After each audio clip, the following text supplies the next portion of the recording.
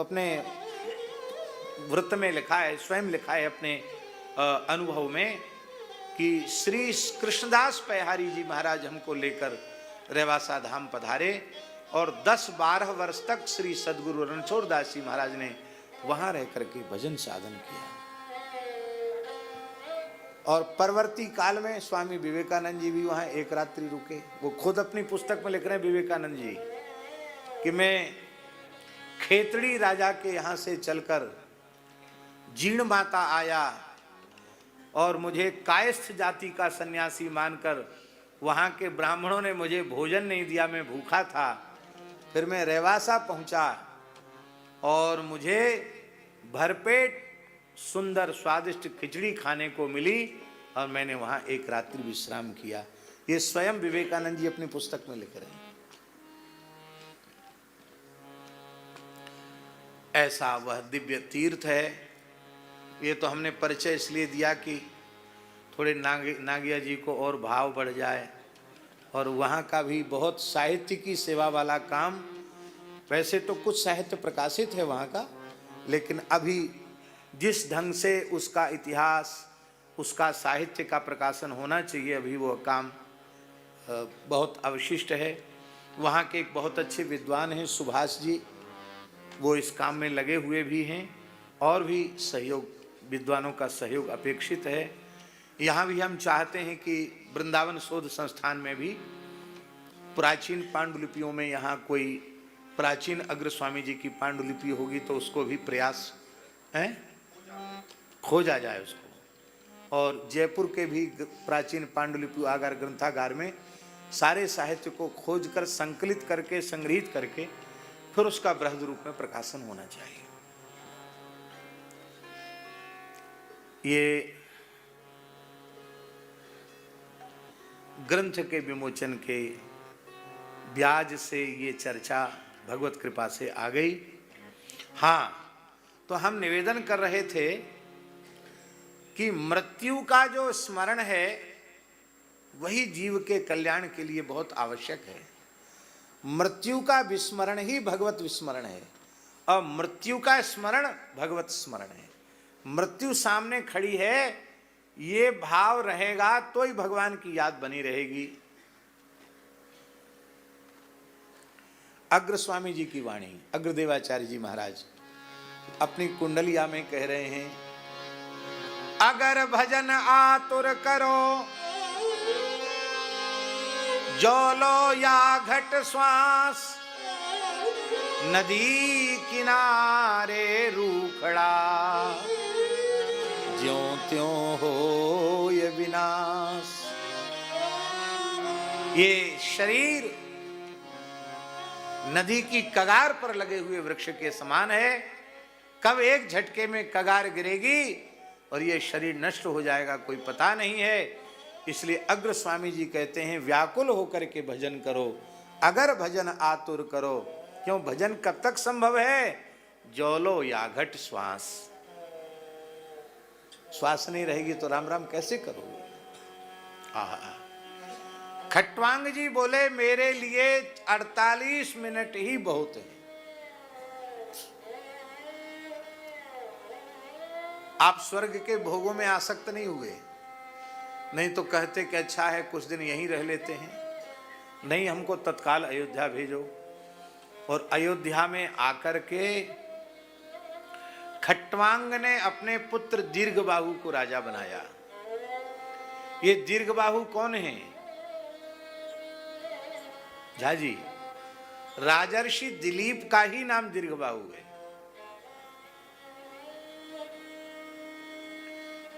दिलीप जी की भुजाएं बहुत लंबी थी, इसलिए इनका नाम दीर्घबाहु हुआ। एक नाम इनका दिलीप है और एक नाम है दीर्घबाहु।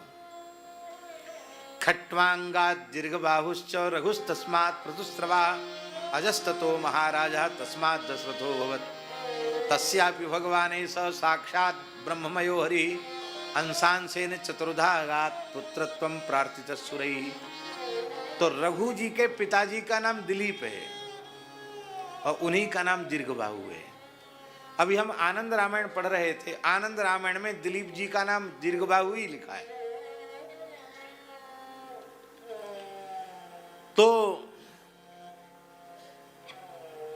खट्वांग ने अपने पुत्र दिलीप को, दीर्घबाहु को गद्दी पर बिठाया और सब कुछ त्याग कर सरयू जी के किनारे चले गए और केवल कीर्तन करने लगे। अब देखिए विचार की बात है, 48 मिनट ही उनके जीवन में शेष था, उनका जीवन केवल 48 मिनट का था। अयोध्या आकर अपने पुत्र को सिंहासन पर बिठाया होगा, राज तिलक किया होगा, तो ज्यादा कर्मकांड की विधि नहीं की होगी, तो कम से कम ब्राह्मणों ने स्वस्ति वाचन तो बोला ही होगा, राजधर्म की एक दो बात भी कुछ न कुछ बताई होगी। तो विचार करने पर ऐसा लगता है कि 2 घड़ी में से भी कुछ समय तो उनका आने जाने में, राजा पुत्र को राजा बनाने में व्यतीत हो गया, बचा कितना? संभवतः 1 घड़ी से भी कम समय उनके पास बचा होगा, लेकिन इतने में ही कीर्तन करते करते भगवत धाम चले गए। मुहूर्तात सर्वमुत्सृज्य गतवा नभयन हरिम। सुखदेव जी कहते संकीर्तन का आश्रय लेकर के खट्वांग ने अभय पद प्राप्त कर लिया, भगवान श्री हरि के चरण कमल प्राप्त कर लिए। तो तुम्हारे पास तो 2 घड़ी की बाध्यता नहीं है, तुम्हारे पास तो 7 दिन का पर्याप्त समय है, इसलिए तुम अपने मन में बिल्कुल चिंता मत करो। इसलिए तुम प्रेम से भगवान की मंगलमयी कथा को सुनो। सबसे पहला कर्तव्य यह है कि कल्याणकामी पुरुष को शरीर और शरीर से संबद्ध संसार, इनमें जो ममता है, इसके बंधन को असंगता रूपी खड्ग से, आसक्ति रूपी बंधनों को काट देना चाहिए। शरीर संसार की आसक्तियों का त्याग कर देना चाहिए। ग्रहात् प्रव्रजितो धीरः पुण्य तीर्थ जलाप्लुतः। घर छोड़ देना चाहिए, किसी पवित्र जल में, तीर्थ में, श्री यमुना गंगा आदि पवित्र नदियों में स्नान करना चाहिए। एकांत में बैठ करके भगवान का ध्यान करना चाहिए। भगवान का चरण से लेके मुखारविंद तक और मुखारविंद से लेके चरण तक बारंबार ध्यान करना चाहिए। महाराज जी यहाँ लिखा है, रजस्तमोभ्याम आक्षिप्तम विमूढ़ मन आत्मनः यच्छेद धारणया धीरो हंतिया तत्कृतम मलम। कहते यदि साधक भगवान के मंगलमय स्वरूप का चरण से लेके मुखारविंद तक, मुखारविंद से लेके चरण तक ध्यान करता है, तो उससे अंतःकरण पर जो रजोगुण तमोगुण का आवरण छाया हुआ है, उसकी निवृत्ति हो जाती है। चित्त के रजोगुण तमोगुण का शमन करने का एक ही साधन है, भगवान के मंगलमय स्वरूप का ध्यान।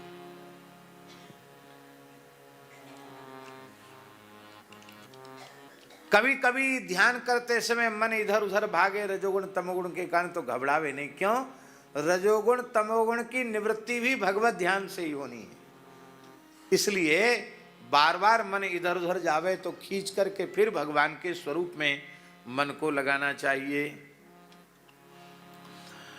और आसन को जीत ले, श्वास प्रश्वास को जीत ले, आसक्तियों को जीत ले, इंद्रियों को जीत ले।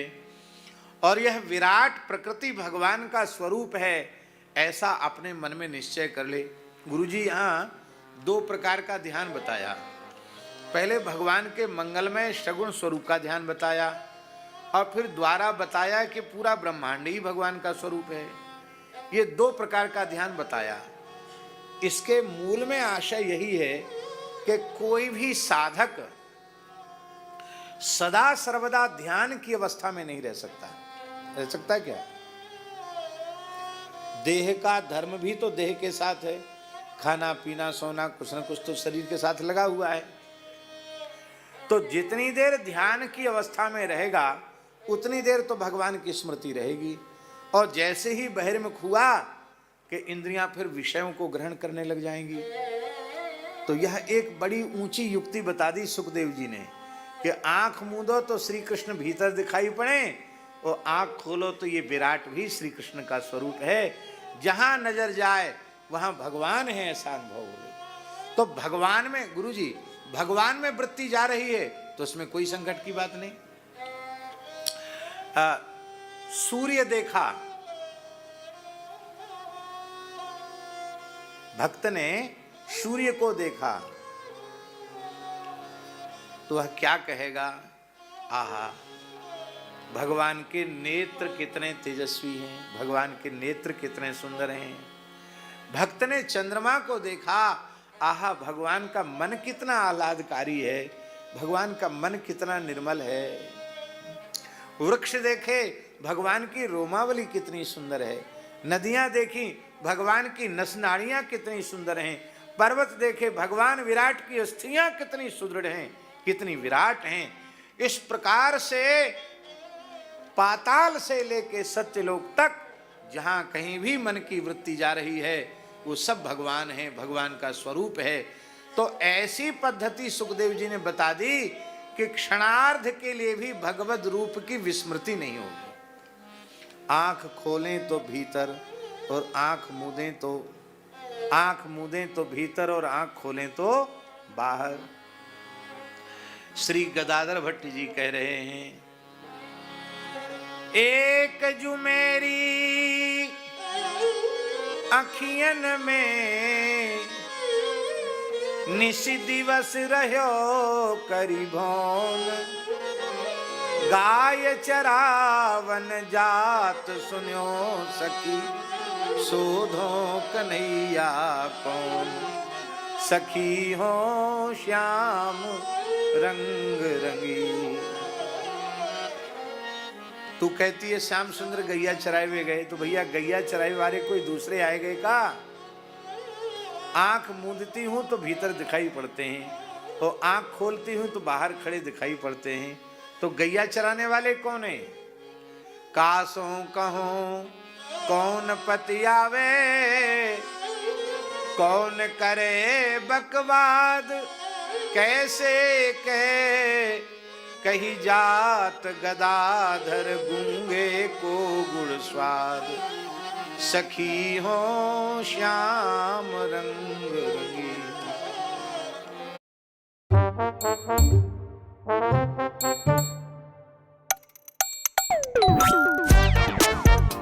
Grooming essentials and more. Delivered in 10 minutes. Zepto. Download the app now.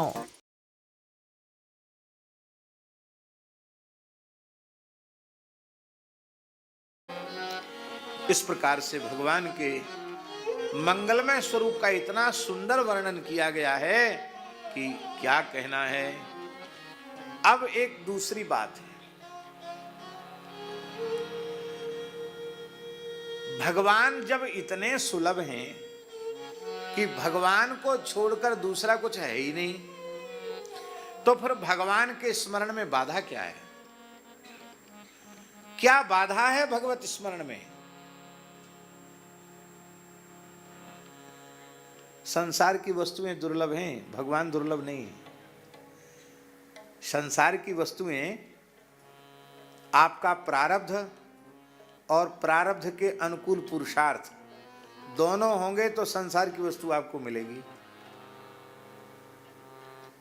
केवल प्रारब्ध हो पुरुषार्थ न हो तो भी नहीं मिलेगा, पुरुषार्थ हो और प्रारब्ध साथ न दे तो भी नहीं मिलेगा। किंतु भगवान की प्राप्ति न पुरुषार्थ साध्य है ना प्रारब्ध साध्य है, वह केवल सत्संग से प्राप्त हो जाती है भगवान की। तो भगवान सुलभ हैं, संसार दुर्लभ है और भगवान सुलभ हैं। तो इतने सुलभ भगवान के स्मरण में बाधा क्या पड़ी? बोले बाधा है वैराग्य की वृत्ति का अभाव। वैराग्य की वृत्ति नहीं है, इसलिए भगवान के स्मरण में मन नहीं लग रहा है। इसलिए शुकदेव जी पहले वैराग्य का वर्णन कर रहे हैं। सत्याम क्षितौ किम कशिपो प्रयासैर, सत्याम क्षितौ किम बाहवैरु स्वसिद्धे युपवर्हणै किम, बाहवौ स्वसिद्धे युपवर्हणै किम, सत्यं सत्यञ्जलौ किं पुरुधान्न पात्र्या दिग्वल्कलादौ सति किं दुकूलै।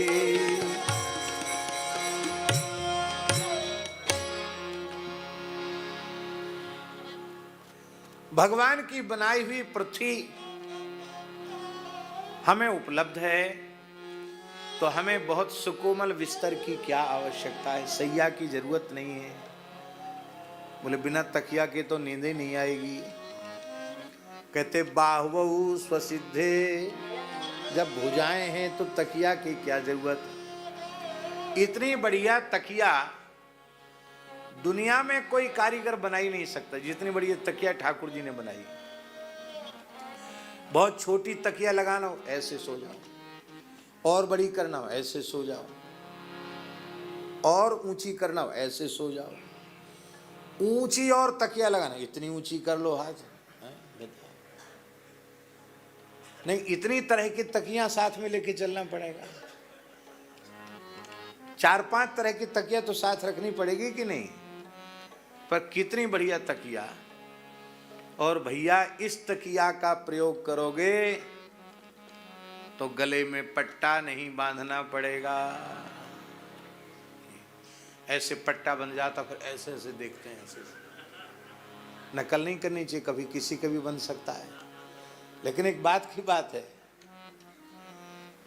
पर भुजाओं की तकिया लगाने वाले को गले में पट्टा बंधने का भी भय नहीं है। कहते भाई बर्तन तो बहुत जरूरी है, बिना पात्र के कैसे काम चलेगा। बोले सत्यञ्जलौ किम पुरुधान्न पात्र्या।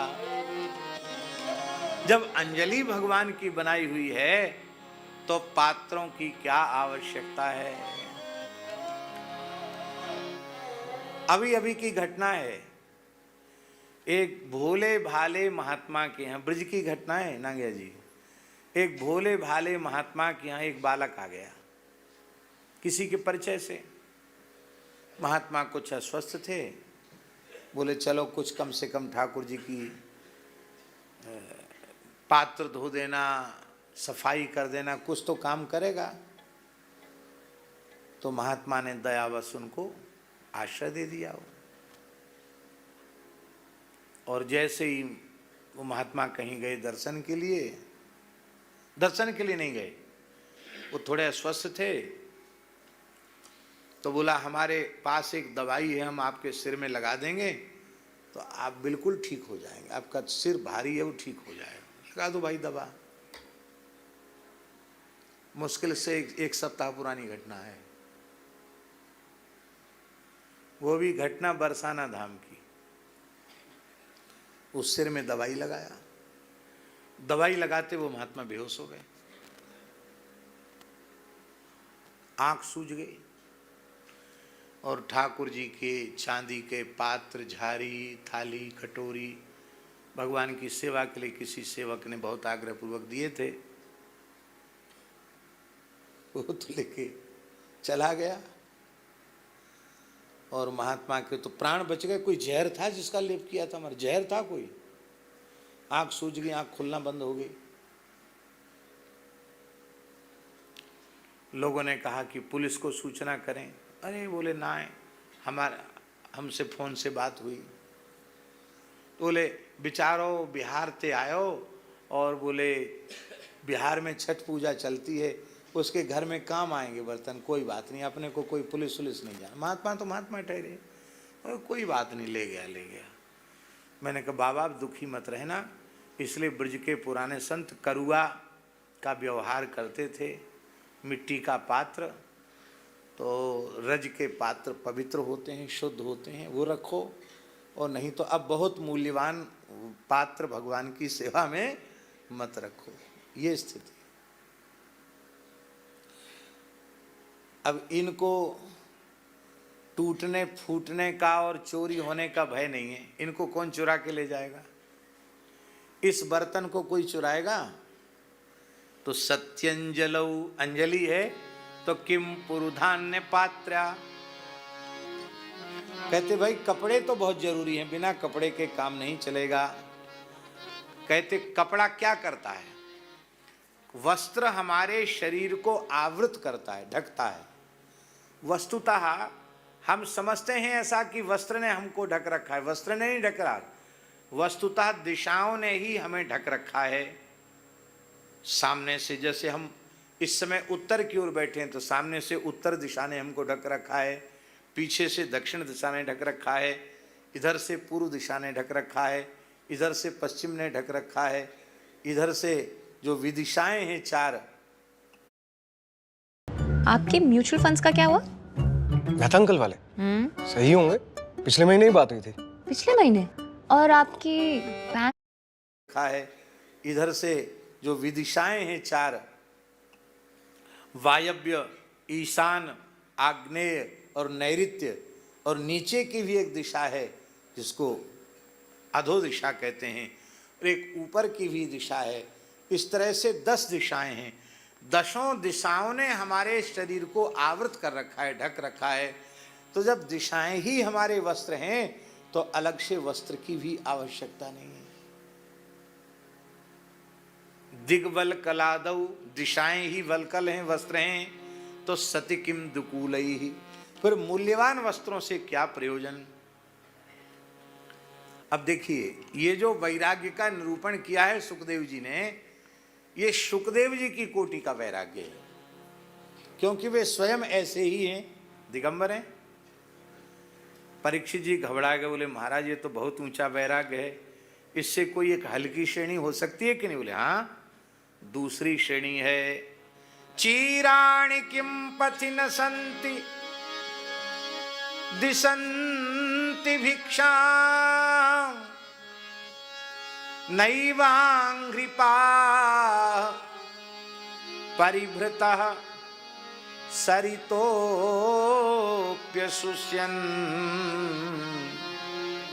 रुद्धा गुहा किमजितोवति नोपसन्नान् कस्मात् भजन्ति कवयो धन दुर्मदान्धान्। क्या परित्यक्त फटे पुराने वस्त्र नहीं मिलते क्या? ये विरक्तों के लिए बताया जा रहा है। गंगा यमुना के पवित्र जल में उनको धो लो, सिलकर गूदड़ी बना लो, ठंडी गर्मी का गुजारा कर लो, तो वस्त्र का काम तो उससे चल जाएगा।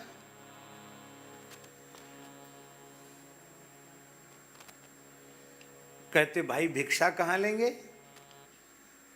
तो सुखदेव जी कहते क्या वृक्षों ने भिक्षा देनी बंद कर दी? फल फूल खा करके, पत्ता खा करके रह जाओ।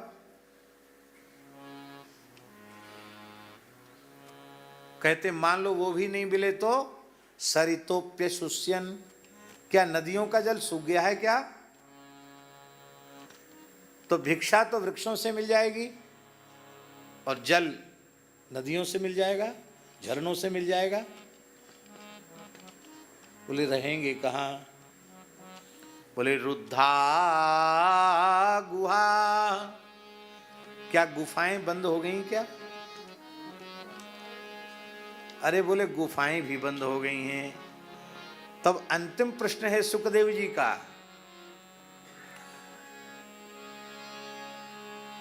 किम अजितः उपसन्नान न अवति, क्या अजित भगवान ने शरणागत भक्तों की रक्षा का व्रत छोड़ दिया है क्या? भगवान ने शरणागतों की रक्षा का व्रत नहीं छोड़ा है। तब फिर क्यों कस्मात् भजन्ति कवयः धन दुर्मदान्धान्, फिर धन के मद में जो मतवाले हो रहे हैं, ऐसे धनी मानी पुरुषों का, यहां महाराज जी भजन्ति लिखा है, भगवान का भजन न करके धनी मानियों का भजन, राजा महाराजा सेठ साहूकारों का भजन, फिर ये विद्वान पुरुष क्यों करते हैं? ये भगवान का भजन क्यों नहीं करते हैं?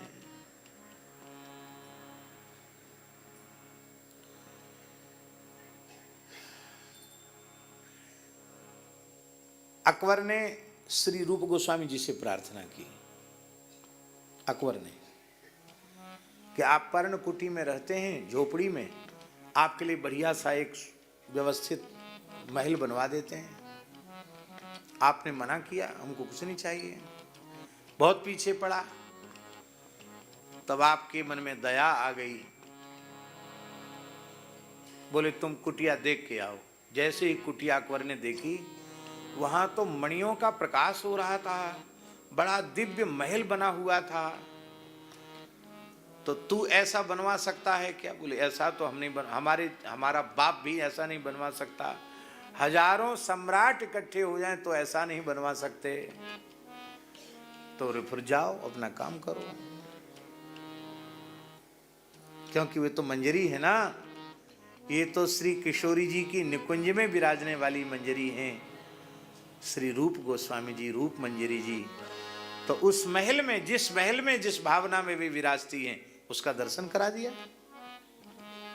अकबर बादशाह ने प्रार्थना की स्वामी श्री हरिदास जी से कि मैं बादशाह हूं, मुझे कुछ सेवा बताइए। कह देते कि नव वृंदावन का निर्माण करा दो, तो हो सकता उस जमाने में बहुत बढ़िया नक्शे से वृंदावन बनवा देता वो, पर स्वामी जी ने मना कर दिया। बहुत आग्रह किया तो बोले जाओ जुगल घाट चले जाओ, एक कोना टूट गया है सीढ़ी का, उसकी मरम्मत करवा देना। अकबर को लगा कि मेरा बड़ा भारी अपमान किया इस महात्मा ने। दोस्त से बर्थडे पर गिफ्ट लेना अच्छी बात है, लेकिन एस्ट्रोटो के बर्थडे पर फ्री चार्ज नहीं लेना, ये तो अच्छी बात नहीं है। एस्ट्रोटो के बर्थडे की खुशी में 7 दिन तक चैट फ्री है। जल्दी जल्दी जाकर अपने क्वेश्चन पूछ लो। शुभ रात्रि।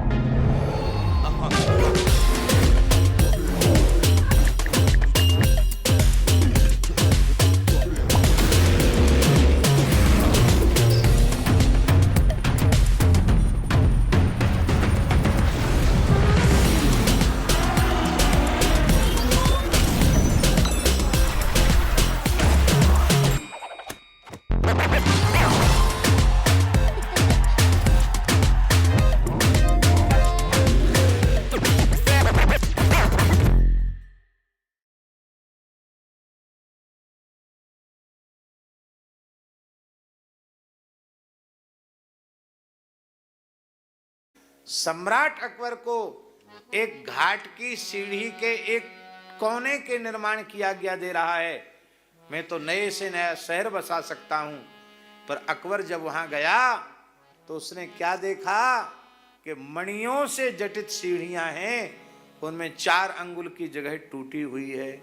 बोले ये मणियां ही धरती पर उपलब्ध नहीं हो सकती। बादशाह अकबर मूर्छित हो गया। स्वामी जी ने पूछा कहो भैया मरम्मत हो जाएगी? बोला महाराज हमारे जैसे सैकड़ों बादशाहों की बादशाहियत बेच दी जाए तो भी उसकी मरम्मत संभव नहीं है।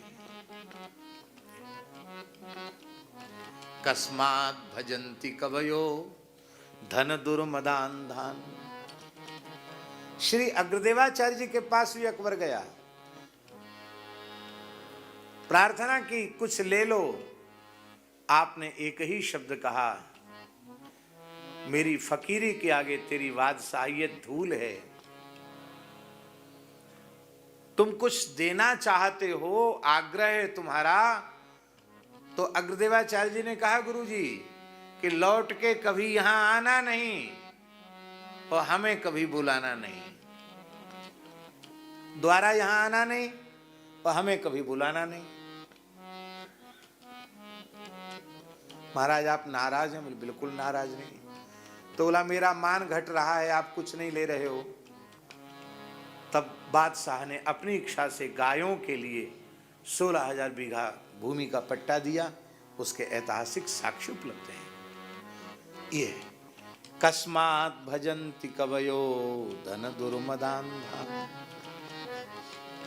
तो भजन में वैराग्य की वृत्ति का अभाव ही भजन में बाधक है, और नहीं